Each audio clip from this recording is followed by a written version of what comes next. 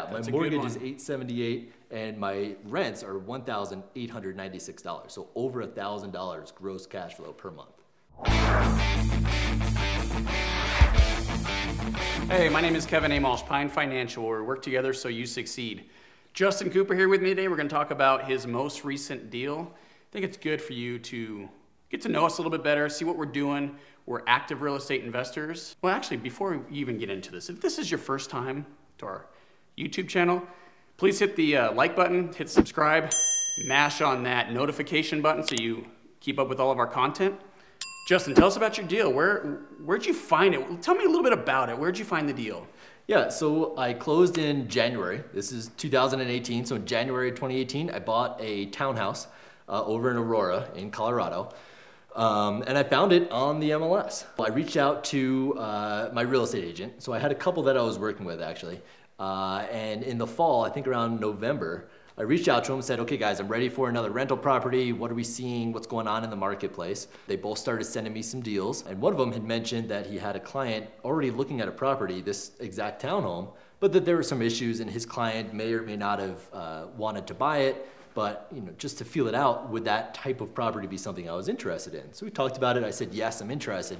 And the way it happened was his client did not make an offer. They did not go under contract. It was still available. And so my agent said, Justin, are you interested in it? I said, yes. And we moved ahead and made the offer.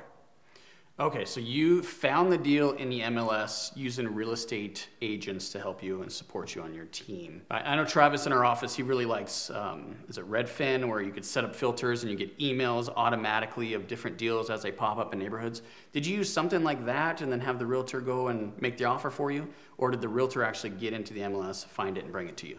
Yeah, so my wife and I are thinking about moving primary residences, and so we've set up some filters on Redfin for those types of things. But for this rental property, no, I just reached out to my real estate agents because I hadn't been in the market for a rental in probably a year or so. I wanted to just get caught up, and I wanted the expertise of the real estate agents to tell me what's going on in the marketplace, what are quote unquote good deals today, what do they look like, what neighborhoods, and I wanted to rely on their expertise. Okay, so you have a fantastic team, it sounds like. Your team is super important as a real estate investor.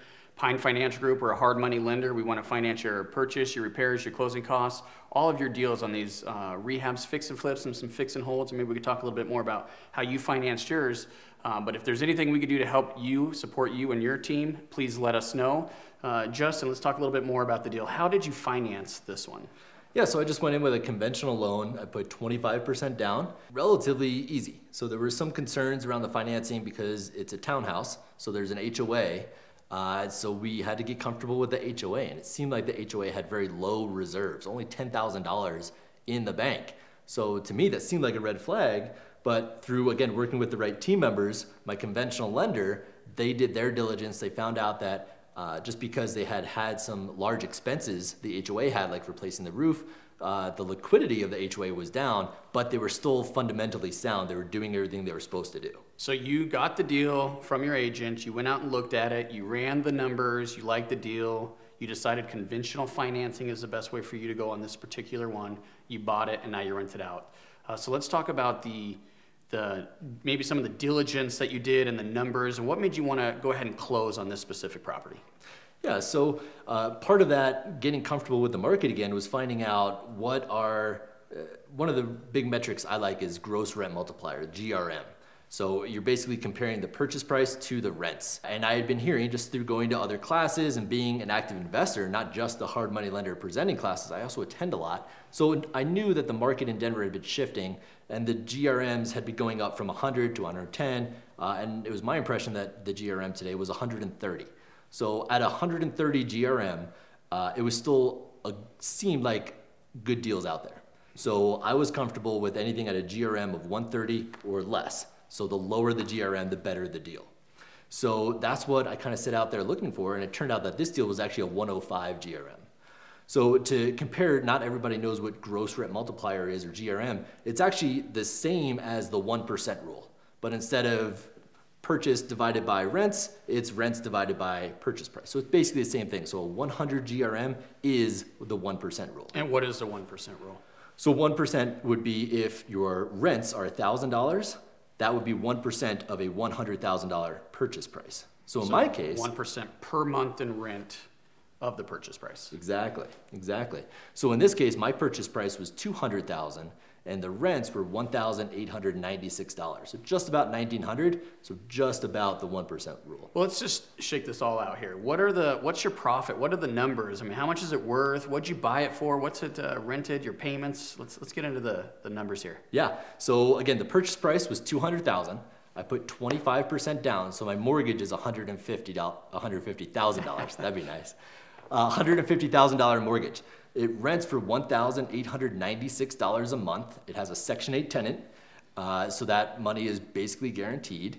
And because my mortgage is $150,000, and at the interest rate that I got, my monthly payment, my PITI, principal, interest, taxes, and insurance, is $878 a month. Wow. So yeah, my mortgage is $878 and my rents are $1,896. So over $1,000 gross cash flow per month.